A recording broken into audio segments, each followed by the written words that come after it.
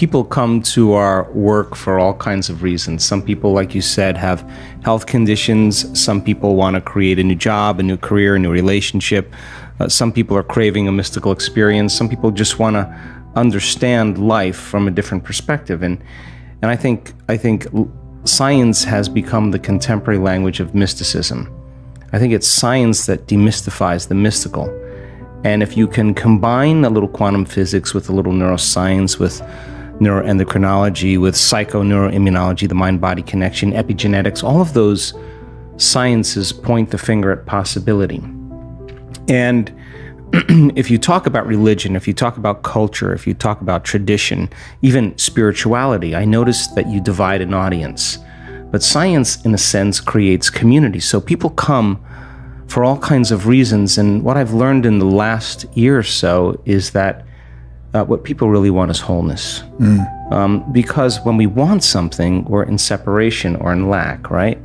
And so when we started experimenting with doing different scientific measurements, one of the things we started to notice is that when a person somehow connects to something greater, and that has a influence on their nervous system, the side effect is that they feel so whole, so rejuvenated in that moment, so blessed by life in that moment from an inner experience, that it's impossible for them to want. I mean, how can you want when you feel whole, right? And so when we started looking at heart coherence and we saw this tremendous changes in people's ability to be able to sustain a state of mind, a feeling in their heart for an extended period of time, we have data to show you could be sick and do that. You could be a vegetarian and do that. You could be a carnivore and do that. You could be rich, you could be poor. And it doesn't, if you're skinny, overweight, doesn't matter. Once you learn that skill of self-regulation and being able to experience a greater level of wholeness, that if you can create from wholeness instead of separation or lack, you can produce greater effects on the nature of reality. So we came from singularity, and when you're oneness or when you're source, there's no separation between cause and effect. Your thoughts create experiences when you're in oneness. We journey down the density, and now we're really separate from source. And so what happens between cause and effect is called time. So we're here now to prove to ourselves that the divine lives in us. So why not practice shortening time or the interval between cause, the thought, and the effect, the experience?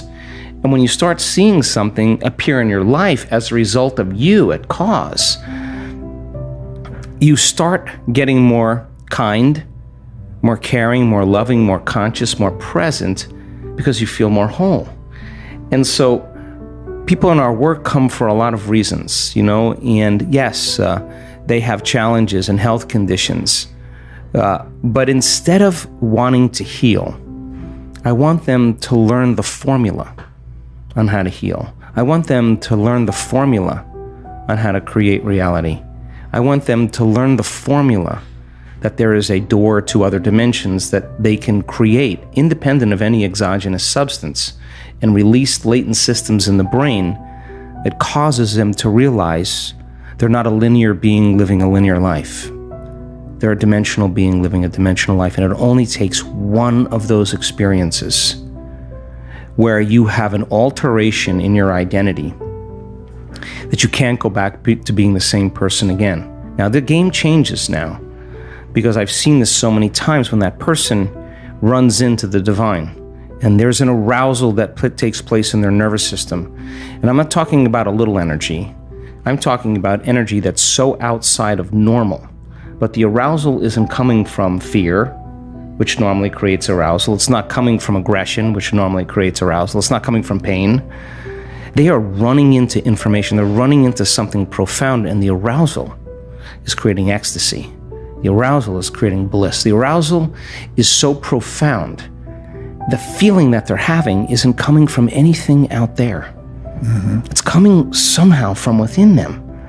And they get a taste of that, and they're less seduced by the outer world. They know where to get it. And now they have a romance with the divine. They have a date with the divine every day, because the process of creation in connecting to that field should be ecstatic.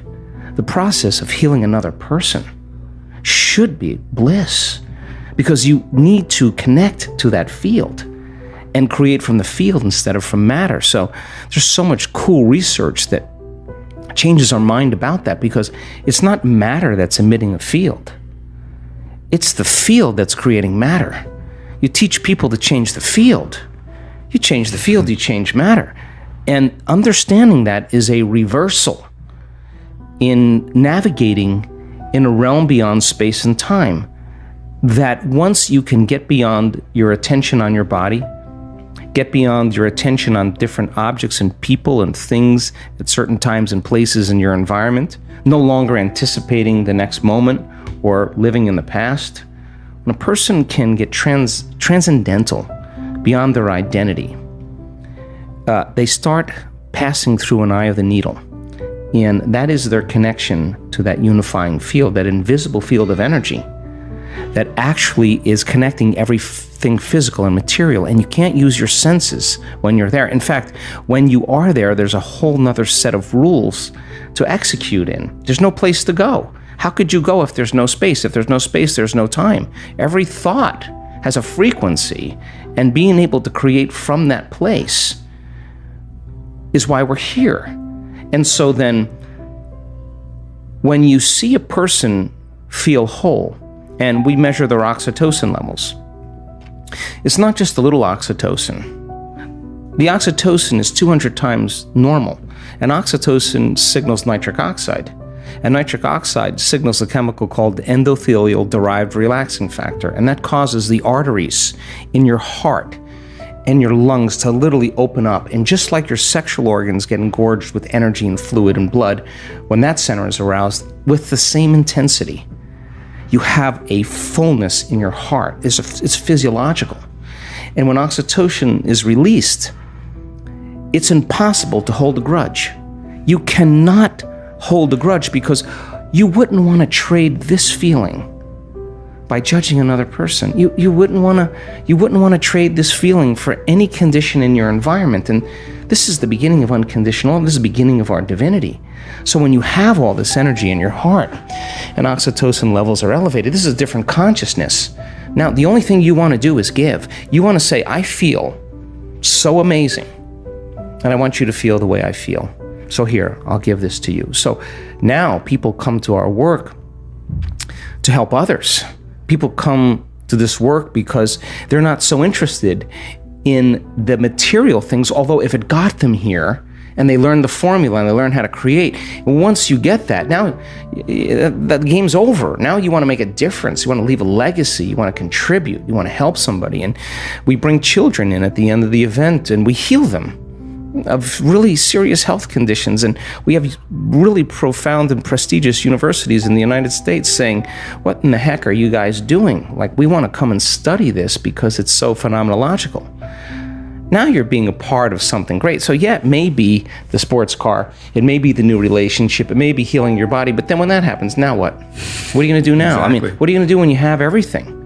What are you going to do now? The next thing is, how am I going to make a difference? We're wired to care for one another, to be kind to one another, to heal one another, to shine for one another, so to show other people they can shine. That's what the living organism does when they're not in fear, when they're not in aggression and hatred and prejudice and all those things that create division. So when that person runs into that experience of the divine and their brain goes into an aroused state of gamma, they're getting a biological upgrade. I can guarantee you that some health condition will be eliminated because they just ran into wholeness and their body will become more whole. So they could do all the diets, all the chemotherapy, all the nutrition, everything, and they're handling that health condition matter to matter.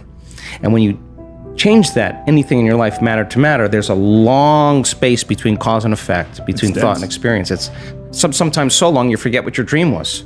Mm-hmm. But when you run into it and you produce an immediate effect, now you're doing it in no time. It's happening in the moment.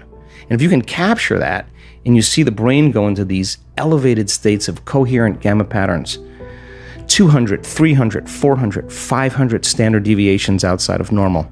That person can't make their brain do that. That's a subjective experience that we're capturing objectively. And we say to that person, what was that? And it's ineffable. They don't have the words to describe what a mango tastes like. They don't have the words to describe what the divine is. You got to just experience it.